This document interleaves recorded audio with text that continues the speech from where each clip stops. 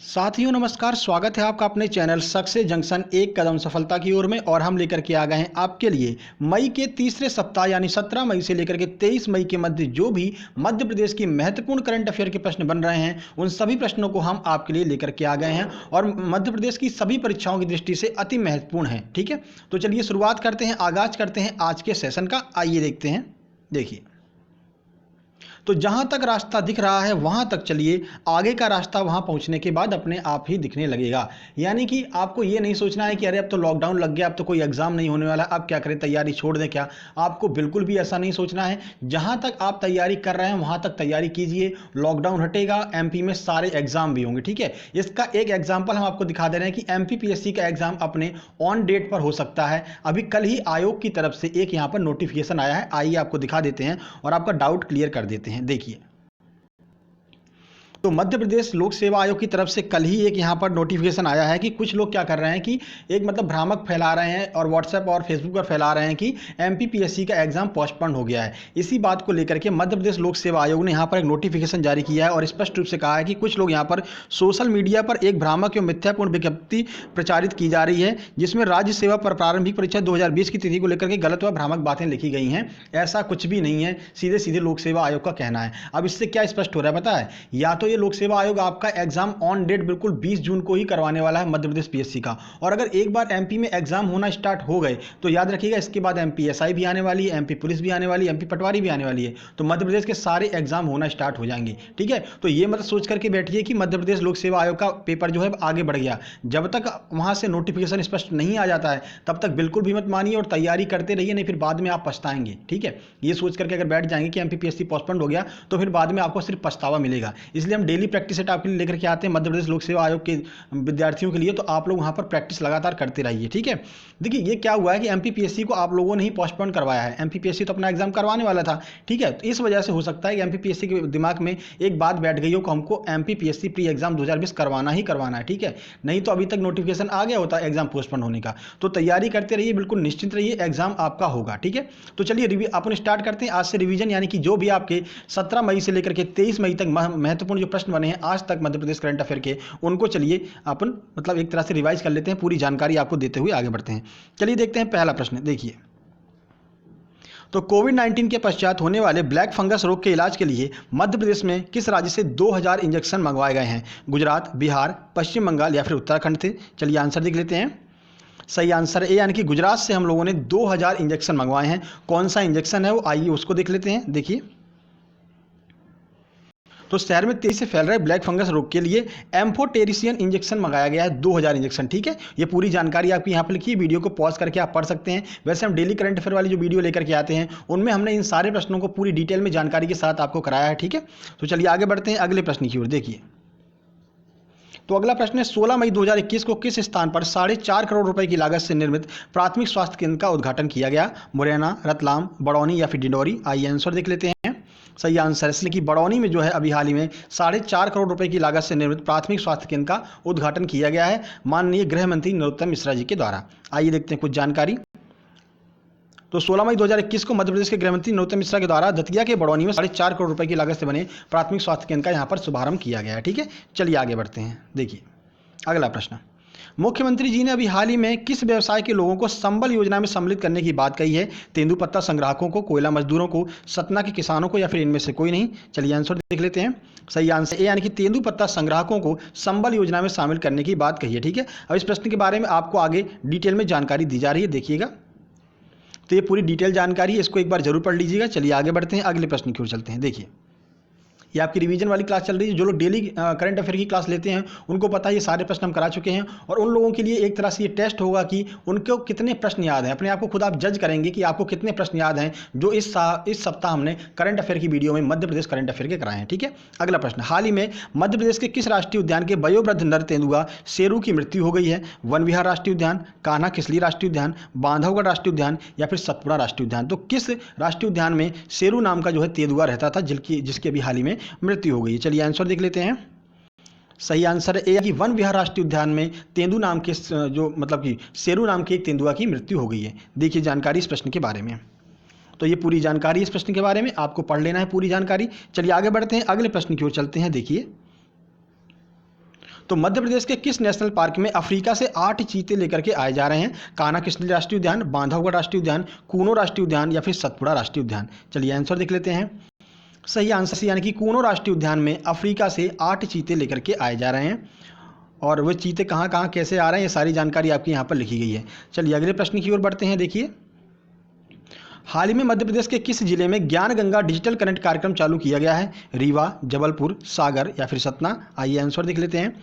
सही आंसर है ए यानी कि रीवा जिले में अभी हाल ही में ज्ञान गंगा डिजिटल कनेक्ट कार्यक्रम का आयोजन किया गया है। ठीक है, देखिए, तो चलिए आगे बढ़ते हैं, अगले प्रश्न की ओर चलते हैं। देखिए, किस राज्य सरकारी कर्मचारियों की मृत्यु पर 5 लाख रुपए की सहयोग राशि देने की घोषणा की है? ऐसा कौन सा राज्य है जिसने सरकारी कर्मचारियों की अगर कोविड की वजह से मृत्यु हो जाती है तो 5 लाख रुपए जो है वो सहयोग राशि दी जाएगी? उत्तर प्रदेश, ओडिशा, मध्य प्रदेश या फिर छत्तीसगढ़? चलिए आंसर देख लेते हैं।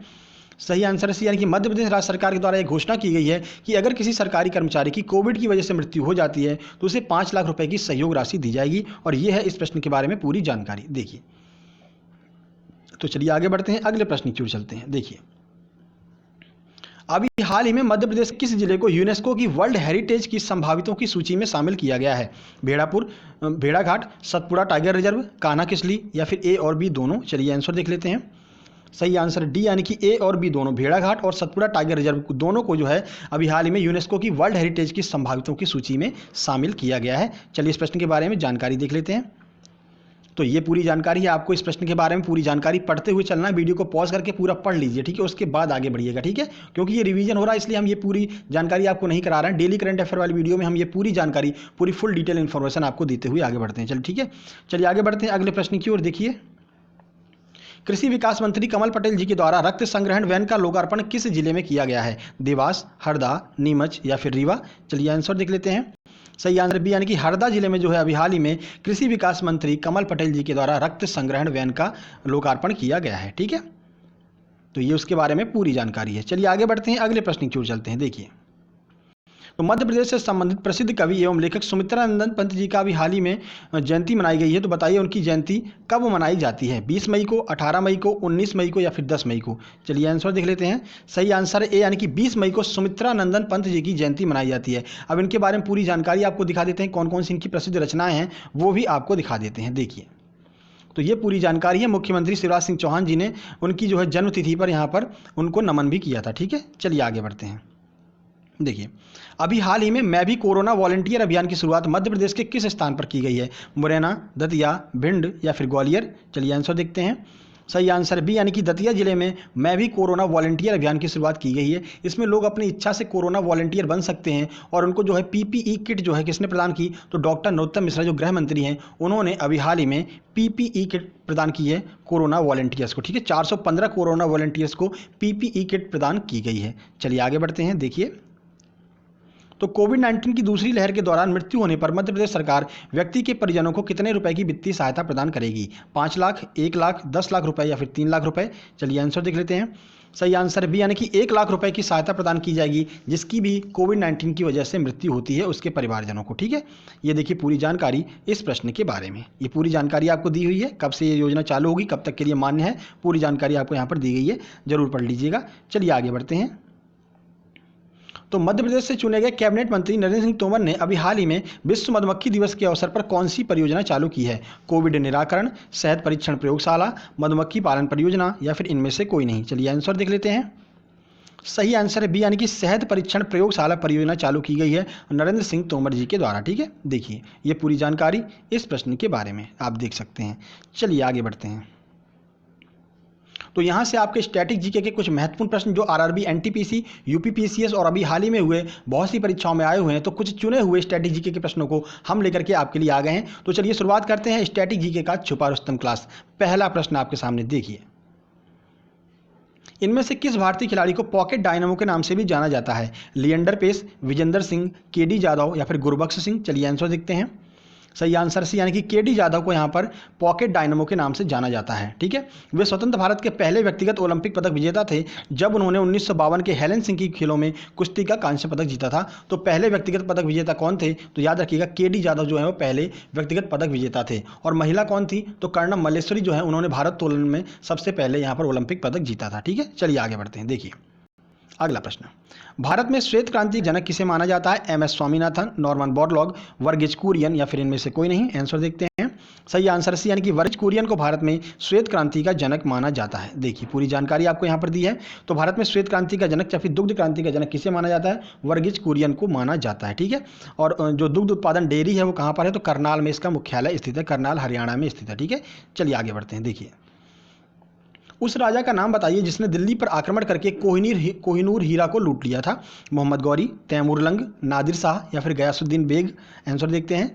सही आंसर सी, यानी कि नादिर शाह ने दिल्ली पर आक्रमण करके कोहिनूर हीरा लूट लिया था। ठीक है, देखिए औरंगजेब की मृत्यु के बाद मुगल शासक इतने काबिल नहीं थे कि दिल्ली की रक्षा कर सकें। इसी का फायदा उठाते हुए पर्सिया का एक आक्रमणकारी नादिर शाह 1738 में दिल्ली पर आक्रमण करता है और वहां से कोहिनूर हीरा लूट करके लेकर के चला जाता है। चलिए देखिए आगे प्रश्न, भारत में जीटी रोड का निर्माण किसके शासनकाल में किया गया? अकबर, फिरोज शाह तुगलक, औरंगजेब या फिर शेर शाह सूरी? आंसर देख लेते हैं। सही आंसर डी, यानी कि शेर शाह सूरी के शासनकाल में ग्रैंड ट्रंक रोड का यहाँ पर निर्माण किया गया। कहाँ से लेकर के कहाँ तक है वो भी देख लेते हैं। देखिए, ग्रैंड ट्रंक रोड जिसे जीटी रोड कहते हैं, निर्माण शेर शाह सूरी ने करवाया था। यह बांग्लादेश के चटगांव से प्रारंभ होकर पाकिस्तान के लाहौर होते हुए अफगानिस्तान के काबुल तक जाती है। ठीक है, तो इसका आपको एरिया भी याद रखना है। चलिए आगे बढ़ते हैं। देखिए, कौन सा सुल्तान खुद को सिकंदर सानी या फिर द्वितीय सिकंदर मानता था? मोहम्मद बिन तुगलक, अलाउद्दीन खिलजी, औरंगजेब या फिर इल्तुतमिश? आंसर देखते हैं। सही आंसर भी, यानी कि अलाउद्दीन खिलजी जो है वो खुद को सिकंदर सानी या फिर द्वितीय सिकंदर माना करता था।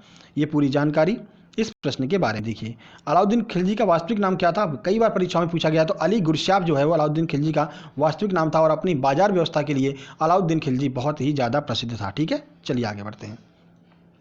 संपत्ति का जो अधिकार है वो किस अनुच्छेद में वर्णित है? अनुच्छेद 51A, अनुच्छेद 300A, अनुच्छेद 17 या फिर अनुच्छेद 312? आंसर देखते हैं। सही आंसर भी, यानी कि अनुच्छेद 300A में संपत्ति के अधिकार का वर्णन किया गया है। देखिए, तो संपत्ति का अधिकार जो प्रारंभ हुई मौलिक अधिकार था उसे 44वें संविधान संशोधन 1978 के द्वारा अनुच्छेद 300A में जोड़ दिया गया। अब जो है ये एक कानूनी अधिकार है। ठीक है, प्रारंभ में ये हमारा एक मौलिक अधिकार हुआ करता था। 44वां संविधान संशोधन जो कि 1978 में मोरारजी देसाई जी के द्वारा किया गया, उसमें जो है इसको 300A में जोड़ दिया गया और अब ये एक कानूनी अधिकार बन करके रह गया है। चलिए आगे बढ़ते हैं। देखिए, प्रायद्वीपीय भारत की सबसे लंबी नदी कौन सी है? तो कावेरी, गोदावरी, चंबल या फिर नर्मदा? आंसर देखते हैं। सही आंसर भी है कि गोदावरी को प्रायद्वीपीय भारत की सबसे लंबी नदी माना जाता है। इसे दक्षिणी गंगा भी कहते हैं या फिर वृद्ध गंगा भी कहते हैं। कुल लंबाई 1465 किलोमीटर है। ठीक है, चलिए आगे बढ़ते हैं। देखिए, निम्नलिखित में से किसे उड़न परी के नाम से जाना जाता है? मिल्खा सिंह, पीटी ऊषा, हिमा दास या फिर इनमें से कोई नहीं? आंसर देखते हैं। सही आंसर भी, यानी कि पीटी ऊषा को उड़न परी के नाम से जाना जाता है। ठीक है, इन्हें और कुछ नामों से जाना जाता है, जैसे उड़न परी हो गया, पायोली एक्सप्रेस हो गया, स्प्रिट क्वीन हो गया। तो इनको इन तीनों नामों से भी जाना जाता है। तीनों नाम आपको याद रखने क्योंकि एनटीपीसी में लगातार यहाँ पर पीटी ऊषा से प्रश्न बने हैं। ठीक है, आगे बढ़ते हैं। तो ये आपका रैपिड रिवीजन हो गया एमपी करंट अफेयर का और आपका स्टैटिक जीके का। अब आज का प्रश्न है जिसको आपको कमेंट बॉक्स में आंसर देना है। भोपाल गैस त्रासदी के समय मध्य प्रदेश का मुख्यमंत्री कौन था? आपको कमेंट बॉक्स में आंसर जरूर कीजिएगा क्योंकि जो भी आप कमेंट बॉक्स में आंसर कर देते हैं वो फिर आगे के लिए आपको पूरा याद हो जाता है। ठीक है, आप अगर कमेंट बॉक्स में कमेंट करते हैं तो कल की वीडियो में आपका नाम भी स्क्रीनशॉट के साथ में दिखाया जाएगा। ठीक है, चलिए बात कर लेते हैं जो हम डेली वीडियो लेकर के आते हैं। तो डेली हम आपके लिए रोज सुबह 7:30 बजे यहाँ पर करंट अफेयर की वीडियो लेकर के आ जाते हैं, जिसमें कि हम आपके लिए sport current affair, MP current affair और जो डेली करंट अफेयर होती है नेशनल और इंटरनेशनल करंट अफेयर उसको कवर करते हैं और स्टैटिक जीके के भी 5 प्रश्नों को हम कराते हैं। तो डेली रोज सुबह 7:30 बजे अगर आप ये क्लास डेली लेते हैं डेली डोज के रूप में, तो करंट अफेयर का एक भी प्रश्न आपकी किसी भी परीक्षा में बाहर नहीं जाने वाला है। सारे के सारे प्रश्न जो हैं वो इसी क्लास के अंदर से आते हैं सुबह 7:30 बजे वाली क्लास के। ठीक है, आज भी हमने अपलोड किया है, जाकर के जरूर देखिएगा। एनिमेशन के साथ में पूरी फुल फोटो और एनिमेशन के साथ में आपको वहाँ पर पूरी जानकारी देखने को मिल जाएगी। ठीक है, चलिए एक और बात आपको बता दें, रोज 12:30 बजे हम एमपीपीएससी वालों के लिए स्पेशल प्रैक्टिस सेट लेकर के आते हैं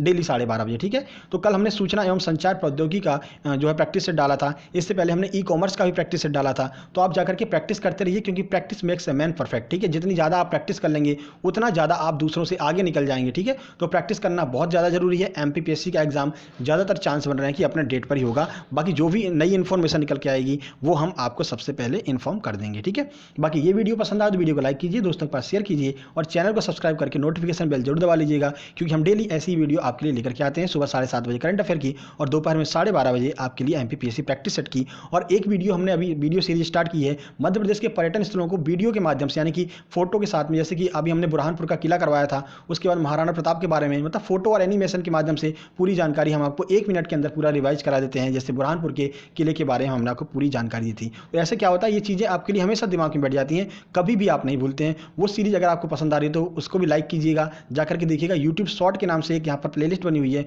वहाँ पर हम वो वीडियो सीरीज लेकर के आए हैं, वहाँ पर हम वो वीडियो अपलोड करते हैं। ठीक है, तो जल्दी मिलते हैं कल सुबह 7:30 बजे वाली वीडियो में। तब तक के लिए नमस्कार, धन्यवाद।